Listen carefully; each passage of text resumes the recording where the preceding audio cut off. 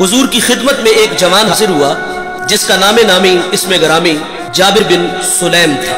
हुजूर से पहली मुलाकात थी और अल्लाह ने अपने महबूब को ये कमाल बख्शा था कि आप पहली ही मुलाकात में अपना बना लेते थे।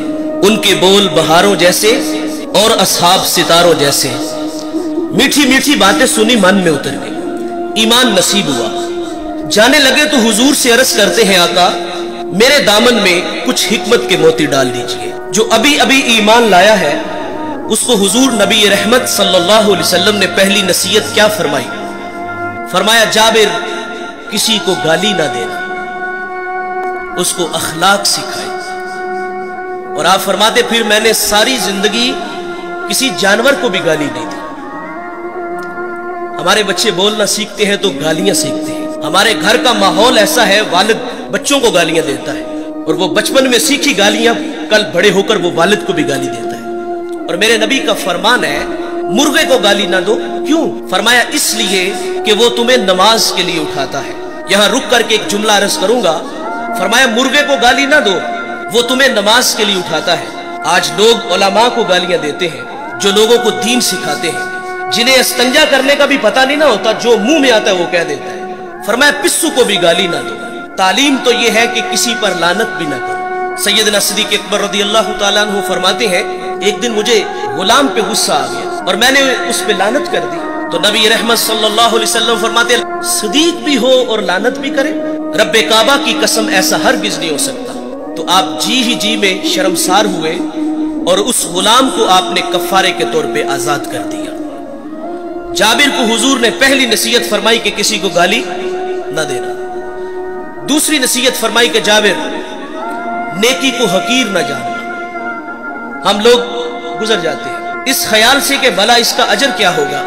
अल्लाह की रहमत बंदे को बख्शने के बहाने ढूंढती है। एक बहुत बड़े मुहद्दिस दुनिया से गए, किसी को ख्वाब में मिले तो पूछा सुनाए साहिब कैसे हैं? कहा जन्नत का बाग है कबर, आसूदा हूं। तो उसने अर्ज की कि आपका कौन सा अमल आपकी बख्शिश का सबब बना? तो कहा एक छोटा सा अमल। कहा वो क्या?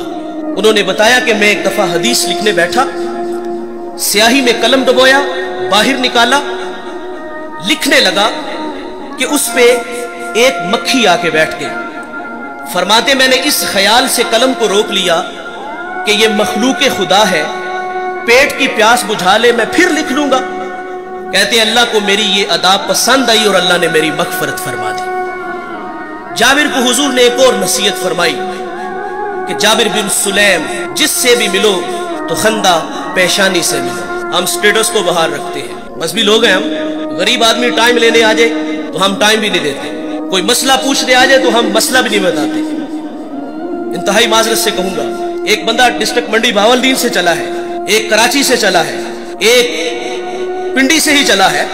वो लंबा सफर करके हमारे पास आया है और उसकी हैसियत को देखकर तस्बीह दे के मस्जिद के नुक्कर में बैठा दिया जाए कि यहां बैठ के वजीफा करो। देखिए हम जब किसी के हाथों में हाथ देते हैं तो वज़ाइफ की कोई कमी नहीं होती। 1.25 लाख मरतबा पहला कलमा पढ़ना है, दुरूद पढ़ना है, इस्तिग़फ़ार पढ़ना है। एक वजीफा खत्म होता है तो दूसरा मिलता है। वज़ाइफ की तो कमी नहीं। वो तो कोई कंधा तलाश करने आया था कि जहां सर रख के वो रोए। वो मन का कोई दुखड़ा कहने आया था, लेकिन उसको नजरअंदाज क्यों किया गया कि इसके पास सिर्फ आने जाने का किराया है। वो वासिफ अली वासिफ कहते हैं तस्लीम के बाद तहकीक गुमराही होती है।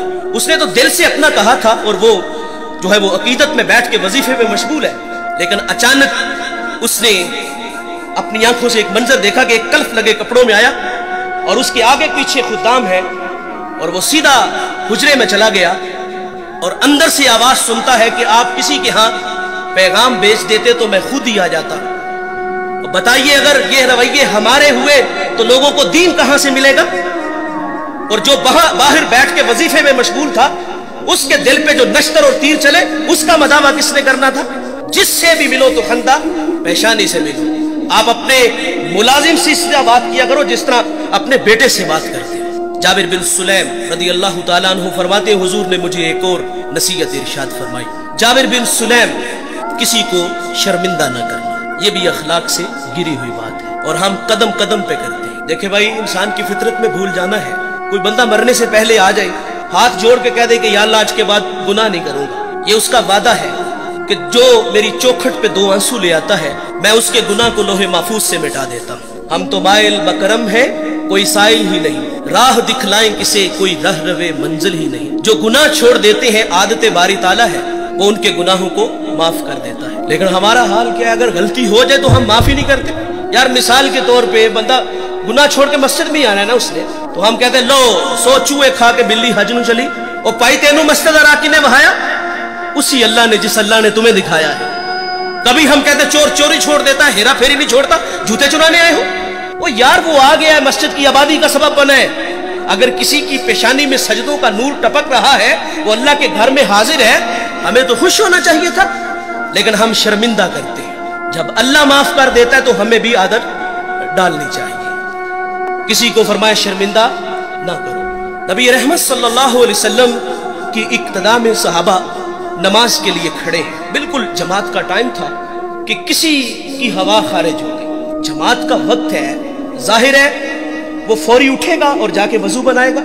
جو وہاں سے نکل کر وضو کے لیے جائے گا سبکی تو محسوس کرے گا نا، شرمندہ تو ہوگا نا۔ لیکن دیکھیے بھائی، حضرت عبداللہ ابن عباس رضی اللہ تعالیٰ عنہ حضور سے اسی وقت عرض کرتے ہیں کہ حضور اگر اجازت ہو تو ہم سب جا کے وضو نہ کریں۔ اللہ اکبر، میرے نبی فرماتے ہیں بہت اچھے۔ وہ سارے اٹھ کے گئے اور وضو بنا کے آئے۔ اب کیا خبر کہ کس کی ہوا خارج ہوئی، تو شرمندگی سے بچایا۔ اس ویڈیو کو شیئر ضرور کریں، ہو سکتا ہے آپ کے ایک شیئر سے یہ بات کسی کے دل میں اتر جائے۔